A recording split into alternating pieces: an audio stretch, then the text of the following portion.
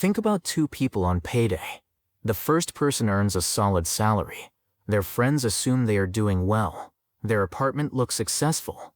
There is a newer phone on the desk, a car payment in the driveway, subscriptions they barely remember signing up for, a closet full of almost right purchases, and a credit card balance that never seems to disappear for long. Every month, they make decent money. Every month, they still feel broke. The second person earns less. Their place is not empty, and their life is not boring.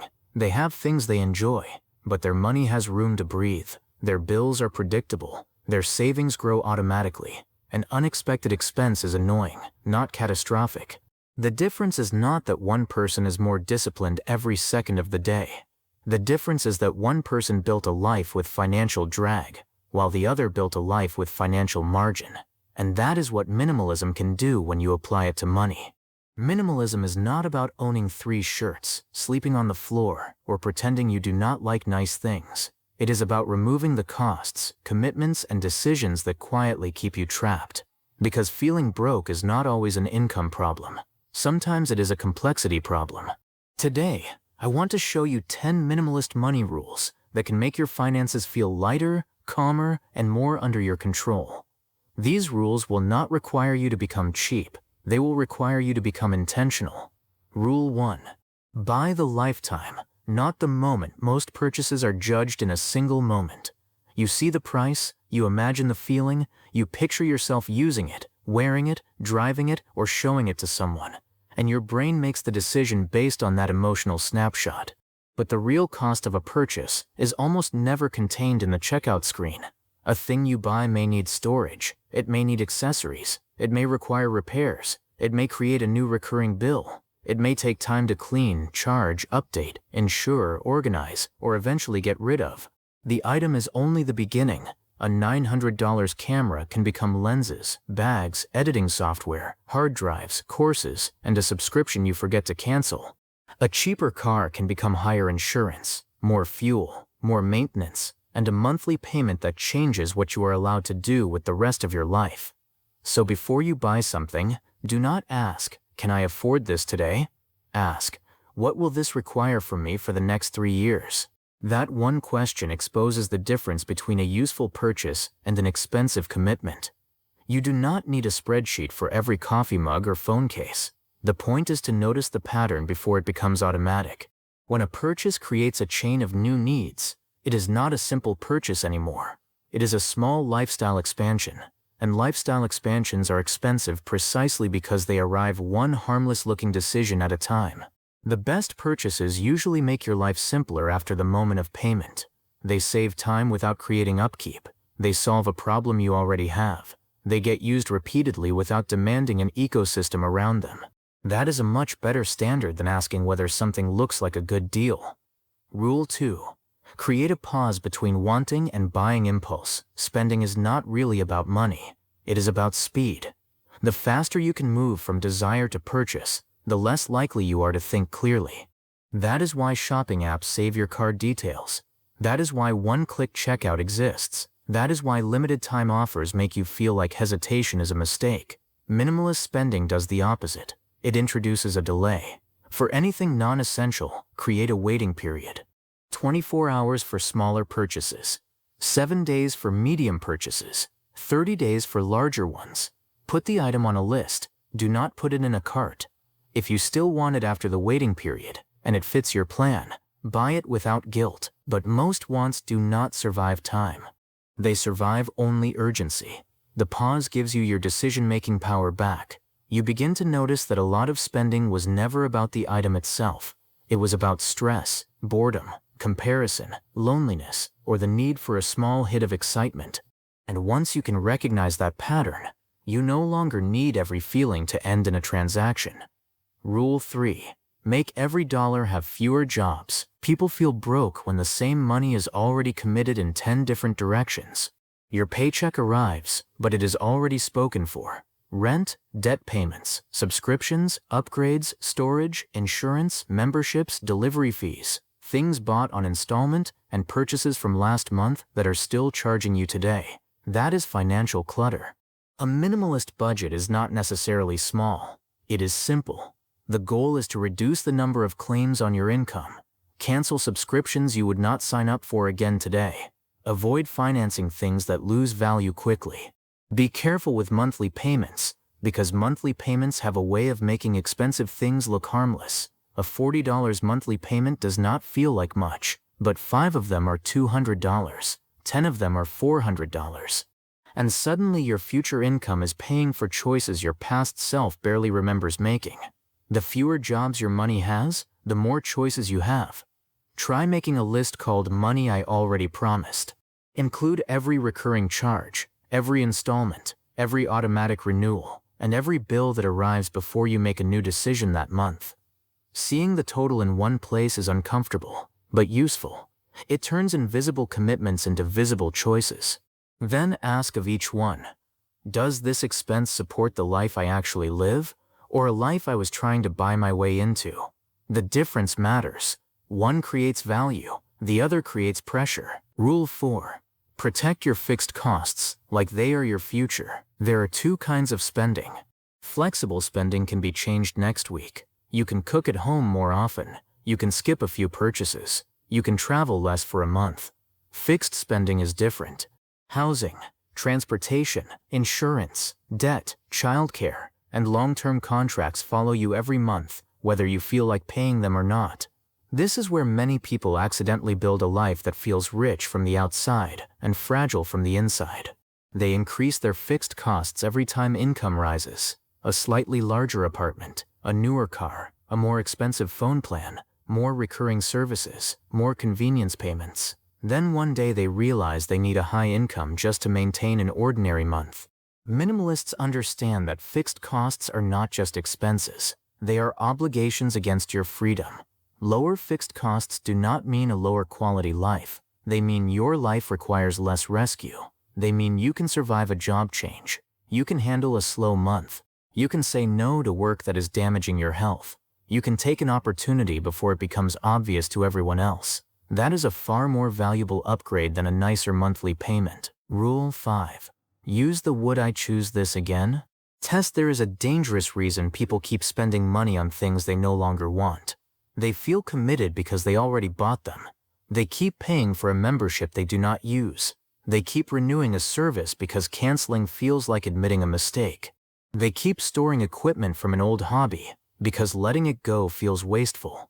But the money is already gone. The question is not whether you used to want something. The question is whether you would choose it again today. If you would not sign up again, renew again, buy again, or store it again, it deserves a review. This rule applies to possessions, subscriptions, habits, and even lifestyle choices. You are allowed to change your mind. In fact, changing your mind is one of the cheapest financial skills you can develop. It prevents yesterday's decision from becoming tomorrow's burden. Rule 6. Stop treating upgrades as rewards. Modern spending teaches you that every milestone deserves an upgrade. You got a raise, so upgrade the car. You had a stressful week, so upgrade the wardrobe.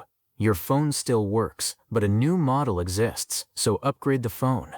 Your home is functional, but social media showed you a better version, so upgrade the furniture. The problem is that upgrades become normal faster than you expect. What felt exciting for 2 weeks becomes your new baseline. Then your brain looks for the next thing that will make life feel special again. This is called lifestyle creep, and it is one of the biggest reasons people earn more without becoming more secure. Try a different reward system.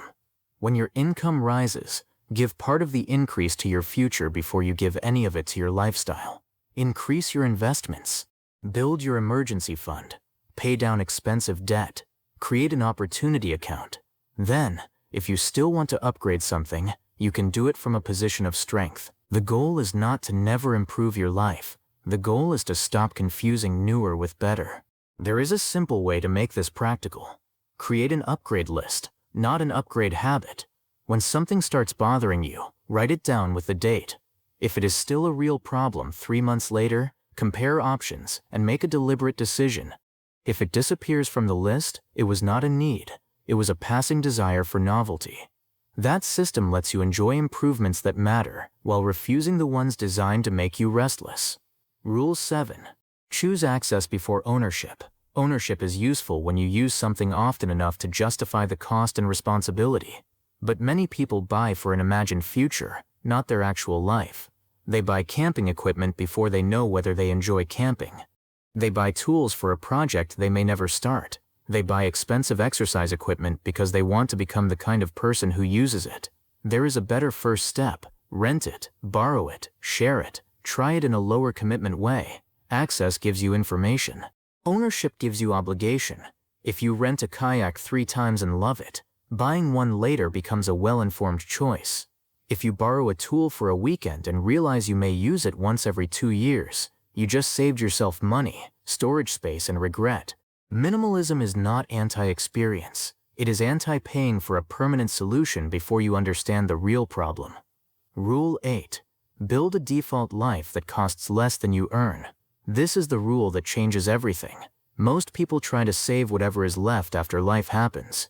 But life will always find uses for leftover money. There will always be a sale, a birthday, a meal out, a repair, a new trend, a reason why this month was unusual.